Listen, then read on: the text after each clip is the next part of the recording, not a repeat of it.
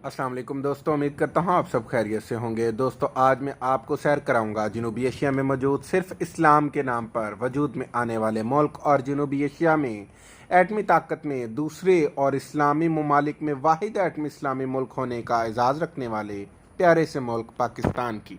पाकिस्तान के बारे में आपको कुछ ऐसे दिलचस्प हक़ाइक़ से आशना करूँगा जिसके बारे में पाकिस्तान में बसने वाले भी लोग न जानते होंगे। दोस्तों पाकिस्तान की सैर पे जाने से पहले आप सबसे गुजारिश करता चलूं कि मेरे चैनल को ज़रूर सब्सक्राइब करें, बेल आइकन के बटन को ज़रूर दबाएं ताकि मेरी हर नई आने वाली वीडियो आप तक बआसानी पहुंच सके। दोस्तों पाकिस्तान रोए ज़मीन पर एक ऐसा मुल्क है जिसमें बहार, दरिया, सहरा, सरसब्ज मैदानी इलाके, आसमान की बुलंदियों को छूते पहाड़, ज़मीन के सीने में उतरे समुंदर की सरहदें, सर्द और गर्म हवाओं का मिलन, बारिशों और खुश्की के मस्कन का मौसम और हज़ारों रंगों के फूल खिलाती सरजमीन, सोने के पहाड़, तेल वाले कुएं के ज़खायर और न जाने खुदावंद करीम की कितनी कुदरतें इस ज़मीन पर पाई जाती हैं।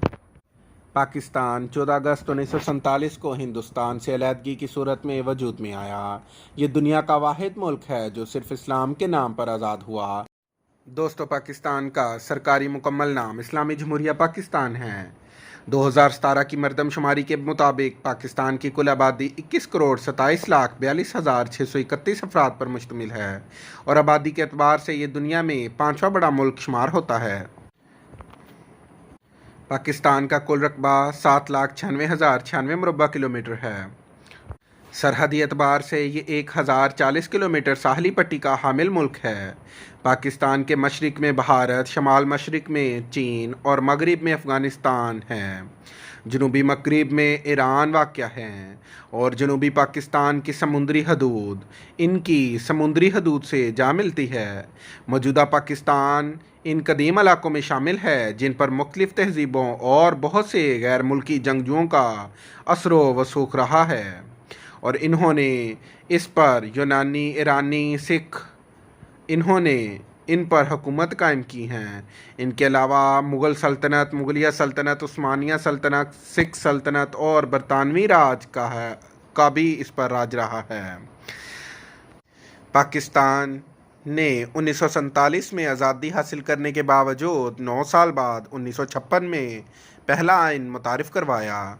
1965 में भारत की तरफ से पाकिस्तान पर जंग मुसल्लत की गई जिसमें भारत को शिकस्त का सामना करना पड़ा, लेकिन बदकिस्मती से सिर्फ 6 साल बाद नस्ली और अखलाकी बुनियाद पर उठने वाले नफ़रत की एक लहर ने फिर दोनों ममालिक को जहर उगलने के लिए एक दूसरे के आमने सामने ला खड़ा किया, जिसके नतीजे में मुल्क में फिर से जंग की असरात मंडराने लगे और बदकिस्मती से पाकिस्तान का एक हिस्सा जुदा हो गया जो आज बांग्लादेश के नाम से जाना जाता है।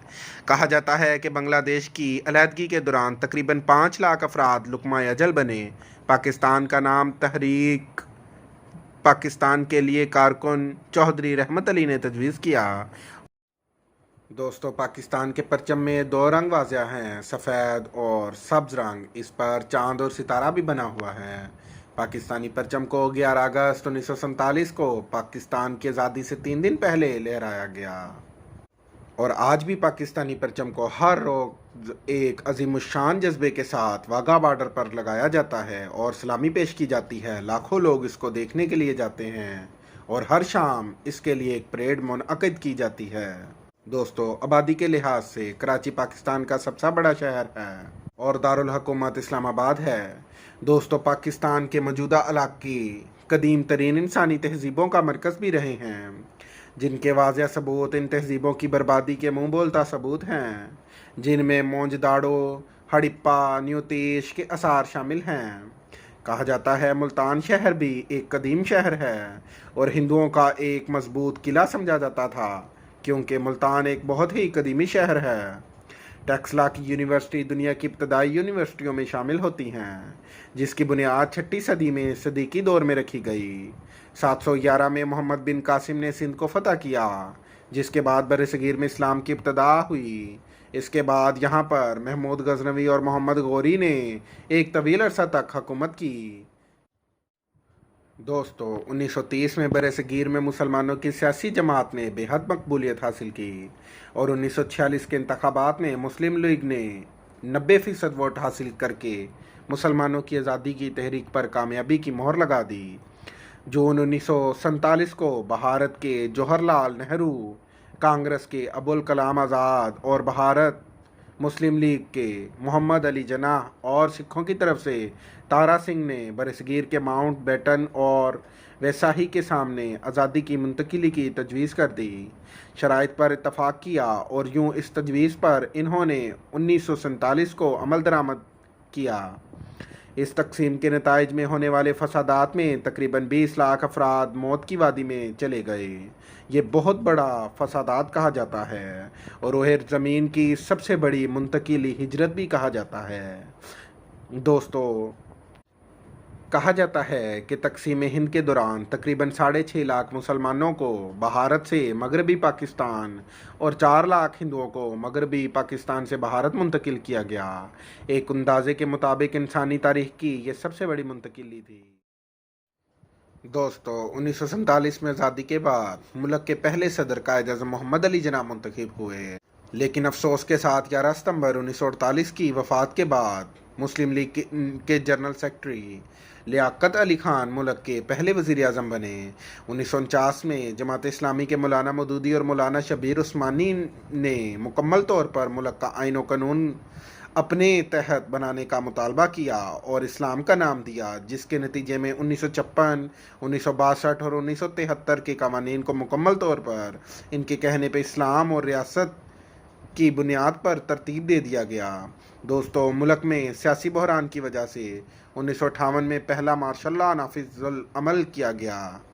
मुल्क की बागडोर जनरल अयूब के हाथ में आ गई। पाकिस्तान तमाम बड़े डैम का मालिक जनरल अयूब के दौर में ही बना। अयूब के दौर में मुल्क में तरक्की तो हुई, लेकिन मशरकी पाकिस्तान दूर होता गया। 1963 में दूसरा आइन नाफिज होने के बावजूद मुल्क के हालात बिगड़ते चले गए। अवामी रद्द-ए-अमल के पेश नज़र जनरल अयूब खान ने हुकूमत फ़ौजी जनरल यहिया खान के हवाले कर दी और 1971 के आम इंतखाबात में यहिया खान ने बरतरी हासिल की, लेकिन पाकिस्तान में फ़ौजी ऑपरेशन को तरजीह दी, जिसका भारत ने पूरा फ़ायदा उठाया और मशरकी पाकिस्तान के अलहदगी पसंद लोगों के साथ मिल गया, जिसके नतीजे में दिसंबर 1971 को मशरकी पाकिस्तान की जगह एक नया मुल्क बांग्लादेश दुनिया के नक्शे पर उभरा। 1977 तक मुल्क में PPP की हुकूमत कायम रही, जिसमें जुल्फ़िकार अली भुट्टो पहले सदर और बाद में मुल्क के वज़ीर आज़म के ओहदे पर रहे, लेकिन मुल्क में इख्तलाफ के दरमियान कशीदगी न रुक सकी और 1988 तक मार्शल लॉ का दौर रहा। इस दरमियान जनरल ज़िया उल हक मुल्क के सरबराह थे।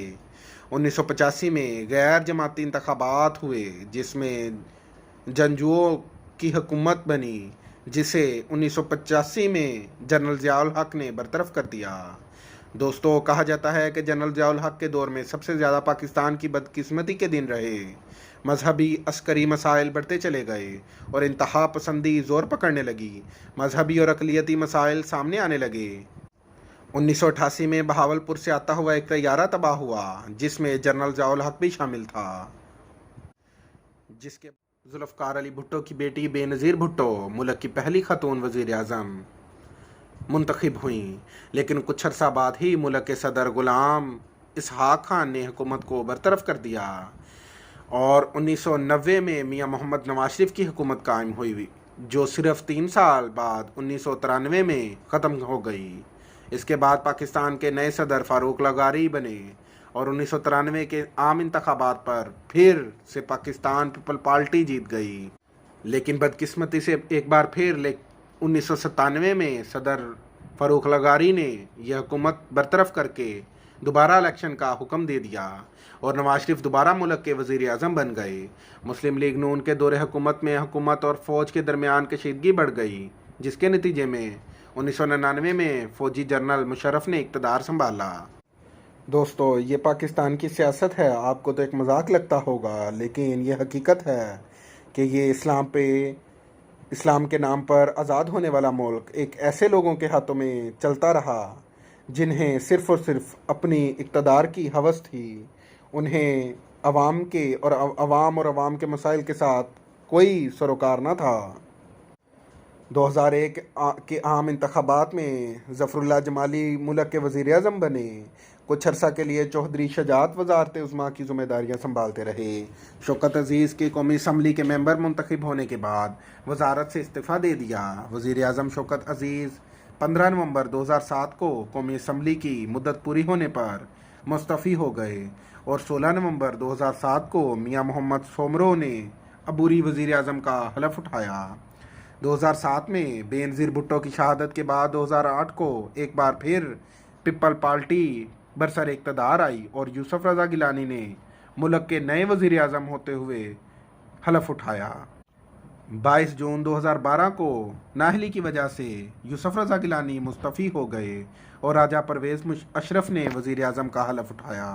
مسلم لیگ نون بھاری جماعت بن کر ابھری اور یوں میاں محمد نواز شریف تیسری بار وزیر اعظم بنے، لیکن بدقسمتی سے 28 جولائی 2017 کو پاناما لیک میں نام کی وجہ سے نواز شریف تاحیات نااہل قرار دے دیے گئے۔ ایک بار پھر ایک نئی پارٹی سامنے آئی۔ 2018 کے عام انتخابات میں ملک کی ایک سرگرم سماجی تبدیلی کے نعرے کے ساتھ نئے پاکستان کا موٹو لے کر ایک نئی پارٹی وجود میں آئی اور بھاری اکثریت ووٹ حاصل کر کے 2018 میں پاکستان میں اپنی حکومت بنائی۔ اس وقت کے وزیر اعظم عمران خان صاحب ہیں۔ خدا کرے کہ ان کے دور حکومت میں میرا وطن خوب ترقی کرے اور جو مسائل کا سامنا میرے وطن کو کرنا پڑ رہا ہے، خدا کرے کہ اس میں سے وہ جلدی نکلے۔ خدا کرے کہ میری عرض پاک پر اترے، خدا کرے کہ میری عرض پاک پر اترے وہ فصل گل جسے اندیشہ زوال نہ ہو۔ یہاں جو پھول کھلے وہ کھلا رہے صدیوں، یہاں جو پھول کھلے وہ کھلا رہے صدیوں، یہاں خزاں کو گزرنے کی بھی مجال نہ ہو۔ آمین۔